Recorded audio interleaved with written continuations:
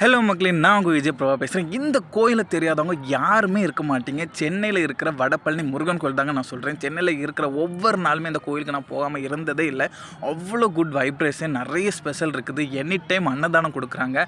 அதுக்காண்டியே மக்கள் போகிறாங்க அப்படி நினைக்காதுங்க. அவரோட அருள் அப்படி இருக்குது. அங்கே போய் என்ன வேண்டாலுமே கண்டிப்பாக நடக்கும்.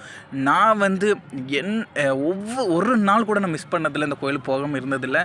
அவ்வளோ குட் வைப்ரேஷன். இப்போ அவர் தேரோட்டம் வராரு பாருங்க, சிங்க நடை போட்டு வராருங்க. நான் பெண் தெய்வத்தை தான் அதிகமாக கும்பிட்டு எடுத்துருந்தேன். பட் இப்போ கொஞ்சம் சமீப காலமாக முருகன்ட்டு எப்போ பார்த்தாலும் முருகன் தாங்க. அவர் மேலே அவ்வளோ ஒரு அன்பு அவரும் நம்ம மேலே வச்சுட்டாரு அப்படின்னா நமக்கு கண்டிப்பாக லைஃப்பில் நல்லது நடக்கும்.